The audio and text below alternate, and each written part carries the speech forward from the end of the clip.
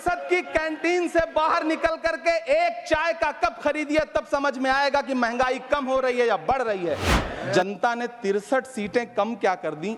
ये सरकार तो अमृतकाल का नाम लेना ही भूल गई। ये भूल गई है अमृतकाल को, ये भूल गई है मनरेगा को, ये भूल गई है मौलाना आजाद नेशनल फेलोशिप को, ये भूल गई है मणिपुर को, ये भूल गई है महाराष्ट्र को।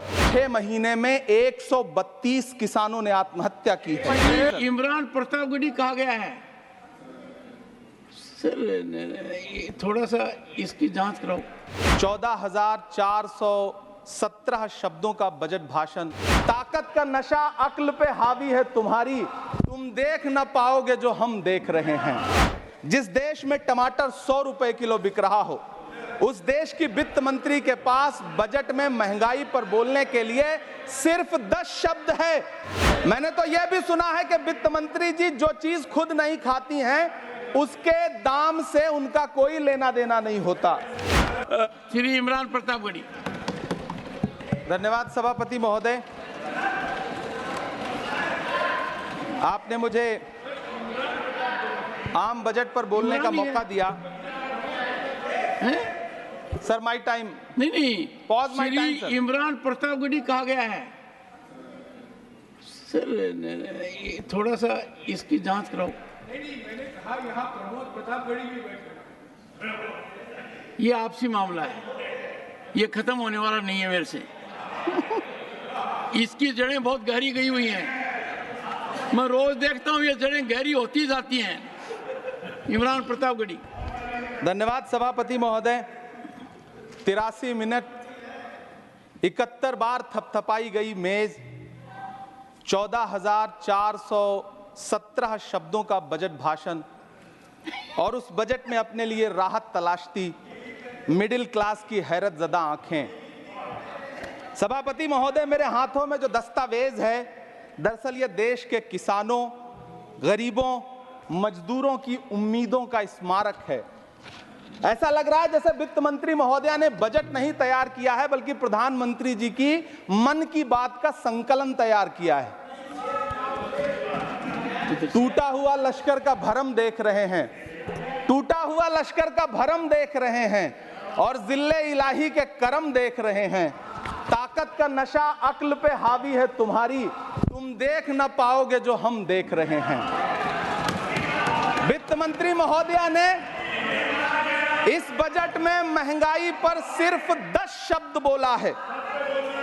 जिस देश में टमाटर 100 रुपए किलो बिक रहा हो। सभापति महोदय, मेरा टाइम पॉज करें और बार बार इंटरप्ट करने को या तो मना करें। हाँ बोले, कृपया बोले। सभापति महोदय, वित्त मंत्री महोदया ने इस बजट में महंगाई पर सिर्फ 10 शब्द बोले हैं। जिस देश में टमाटर 100 रुपए किलो बिक रहा हो, उस देश की वित्त मंत्री के पास बजट में महंगाई पर बोलने के लिए सिर्फ 10 शब्द है। डीजल, पेट्रोल, आटा, चावल, दाल, सब्जी की महंगाई का तो कोई जिक्र ही नहीं।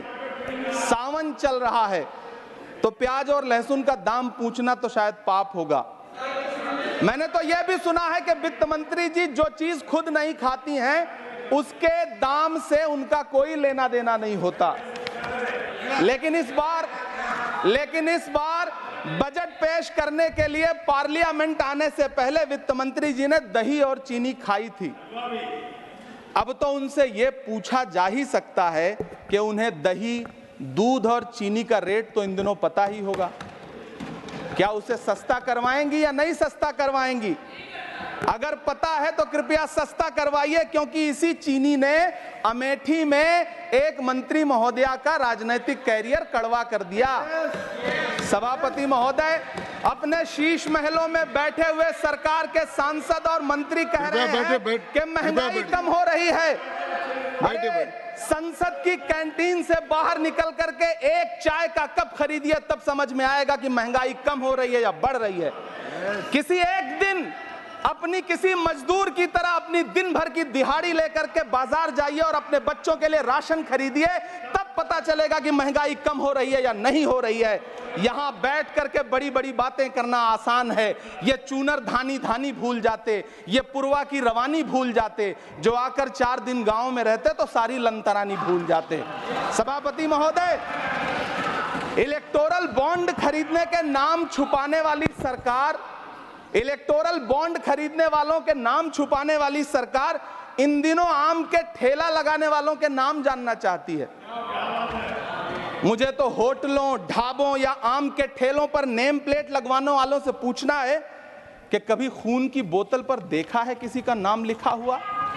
मुझे पूछना है कि क्या कोरोना के दौरान अपनी उखड़ती हुई सांसों के लिए ऑक्सीजन तलाशने वाले किसी इंसान ने ऑक्सीजन लाने वाले किसी इंसान से पूछा था कि ऑक्सीजन लाने वाला इंसान हिंदू है या मुसलमान है? मुझे पूछना है कि लावारिस लाशों के लिए कोरोना में कांधा देने वाले, चिताओं के लिए लकड़ियां सजाने वाले किसी इंसान से पूछा गया था उसका नाम, उसका मजहब? लेकिन इन दिनों पूछा जा रहा है सभापति महोदय। अफसोस, देश के प्रधानमंत्री जी ने कभी न टूटने वाली चुप्पी ओढ़ ली है। सभापति महोदय, जनता ने 63 सीटें कम क्या कर दी? ये सरकार तो अमृतकाल का नाम लेना ही भूल गई।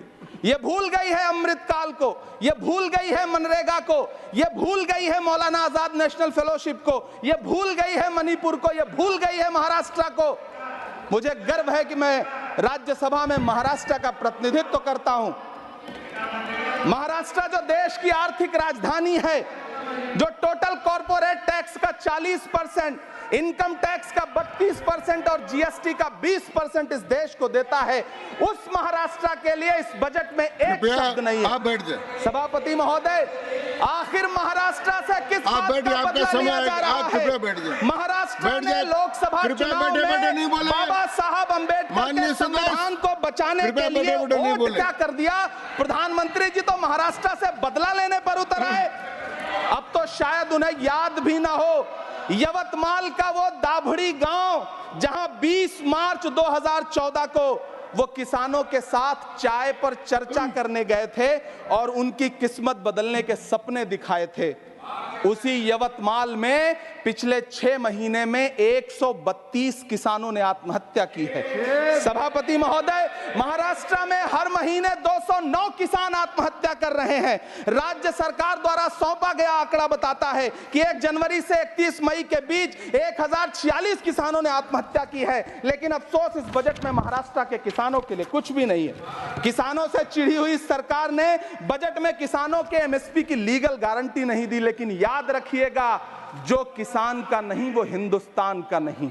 सभापति महोदय, मुझे वित्त मंत्री जी से पूछना है कि वो जो कुछ साल पहले 100 स्मार्ट सिटी बनाने का ढोल पीटा गया था, सुना है उस ढोल में पानी भर गया है, इसीलिए आपने उसका नाम बदल करके सिटीज ऑफ ग्रोथ हब्स रख दिया है। अच्छा है, नाम बदलने का खेल खेलते रहिए। आपकी कई सरकारें तो इसी वजह से चल रही हैं।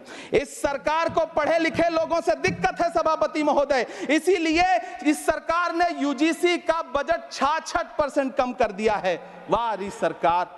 सभापति महोदय, मैं वित्त मंत्री जी के संज्ञान में लाना चाहता हूं कि किशनगंज में एएमयू सेंटर के पास 224 एकड़ जमीन है। यूपीए सरकार ने सोनिया गांधी जी की अगुवाई में 136 करोड़ रुपए एएमयू किशनगंज सेंटर के लिए सेक्शन किए थे। लेकिन आपकी सरकार ने पिछले 10 साल में उस 136 करोड़ में से सिर्फ 10 करोड़ रुपया रिलीज किया है।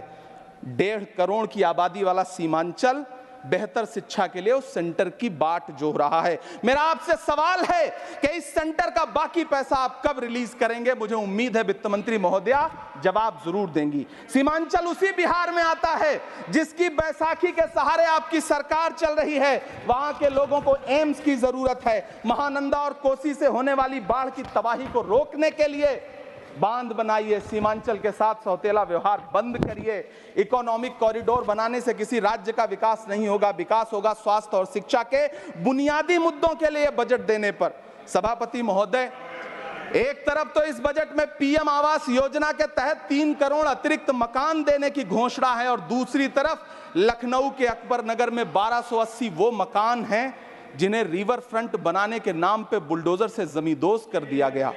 सभापति महोदय, लोग चीखते रहे, बच्चे बिलखते रहे, वसुधैव कुटुंबकम का नारा लगाने वाली सरकार इंसानों के घरौंदे उजाड़ कर जश्न मना रही है। सभापति महोदय, मेरा बहुत भावुकता के साथ देश के प्रधानमंत्री से सवाल है कि दिन उजड़ते हुए मकानों और बेघर होते हुए घरों को देख करके आपको नींद कैसे आती है, आप सो कैसे पाते हैं? मेरा सवाल है इस देश के प्रधानमंत्री से, या तो लोगों के घरों से उजाड़ना बंद करिए या फिर करोड़ों मकान बनाने की झूठी घोषणाएं करना बंद करिए। यह बजट झूठ का पुलिंदा है, यह बजट आपके पिछले साल के बजट का कट कॉपी पेस्ट है, यह बजट हमारे चुनावी घोषणा पत्र की नकल करने की एक बेईमान कोशिश है। लेकिन कहावत है ना कि नकल के लिए भी अकल चाहिए। मेरे हाथ में एक तरफ न्याय पत्र है जो हमारा है और दूसरी तरफ अन्याय पत्र है जो आपका है। इस सरकार को आलोचना सुनने की आदत नहीं है सभापति महोदय। जब आप इनसे सवाल पूछिए तो ये कहते हैं कि आप बताइए 70 साल में आपने क्या किया है। मैं तो इस सदन में कहना चाहता हूं सभापति महोदय कि हमसे 70 साल का हिसाब मांगने वालों, जो सरकार अपना चलाया हुआ 2000 का नोट 7 साल नहीं चला सकी, वो हमसे 70 साल का हिसाब मांगती है। सभापति महोदय, मैं अंत में आपसे यह कहना चाहता हूं, यह बजट बैसाखी पर टिकी हुई सरकार का कुर्सी बचाओ बजट है। इस बजट में राज्यों के साथ, किसानों के साथ, नौजवानों के साथ, महिलाओं के साथ, देश के मिडिल क्लास के साथ अन्याय किया गया है और इस अन्याय का खामियाजा आपको महाराष्ट्र, हरियाणा और झारखंड के चुनाव में भुगतना पड़ेगा। सभापति महोदय, इस सरकार ने नोटबंदी लगाकर देश की आम जनता की पूंजी छीन ली। बैठे नहीं बोले, कृपया टैक्स लगा करके छोटे व्यापारियों के कारोबार छीन लिए, पेपर लीक करवा करके युवाओं की आंखों से नौकरी के सपने छीन लिए, अग्निवीर लाकर देश के जवानों की उम्मीदें छीन ली, बुलडोजर लगाकर लोगों के आशियाने छीन लिए, महंगाई लाकर देश की जनता की थाली से निवाले छीन लिए और नारा लगाया कि हम तो सेवक हैं, 18-18 घंटे काम करते हैं। इन्हीं लोगों के लिए किसी ने शेर कहा है कि जो सच और झूठ में दूरी है वो दूरी समझते हैं। सियासी हाकिमों की हम भी मजबूरी समझते हैं, वो अपना हक समझते हैं निवाला छीन लेने को। डकैती को बहुत से लोग मजदूरी समझते हैं। हमें पता है कि कैसी मजदूरी की जा रही है। सभापति महोदय, मैं यहाँ खड़ा होकर के अंत में आपसे कहना चाहता हूँ कि इस बजट में तमाम राज्यों के साथ अन्याय किया गया है। इस बजट में युवाओं के साथ अन्याय किया गया है, महिलाओं के साथ अन्याय किया गया है और खास तौर से महाराष्ट्र के लिए कुछ नहीं रखा गया है। महाराष्ट्र बाढ़ से जूझ रहा है, पानी बरसने से वहां 1500 से ज्यादा लोग मारे गए हैं। उस शहर को, उस राज्य को 4000 करोड़ के पैकेज की जरूरत है ताकि जो फसलें बर्बाद हुई हैं लोगों को राहत दी जा सकी। लेकिन अफसोस, इस बजट में महाराष्ट्र के लिए ऐसा कुछ भी नहीं है। मैं आखिर में यह कहना चाहता हूं कि पिछले 7 दिन से इस बजट का बड़ा ढिंढोरा पीटा जा रहा है, इसे महान बताया जा रहा है। लेकिन कौन महान बता रहा है? सत्ता पक्ष के लोग, उन्हें तो बताना ही है, क्योंकि मैं अवध क्षेत्र से आता हूं, प्रतापगढ़ से। नीरज भाई भी अवध और पूर्वांचल से आते हैं। वहां एक कहावत है कि बिटिया की तारीफ किसने की? बिटिया की महतारी ने, यानी कि बेटी की प्रशंसा किसने की? मां ने। तो इस बजट की तारीफ सत्ता पक्ष करे तो करेगा ही, लेकिन विपक्ष के एक भी सांसद से आप पूछिए कि क्या उसके राज्य को कुछ मिला है, तो वो ये कहेगा कि नहीं, कुछ भी नहीं मिला है। बहुत बहुत धन्यवाद सभापति महोदय, मुझे आम बजट पर अपनी राय रखने के लिए धन्यवाद। श्री अब्दुल बहाव, श्री अब्दुल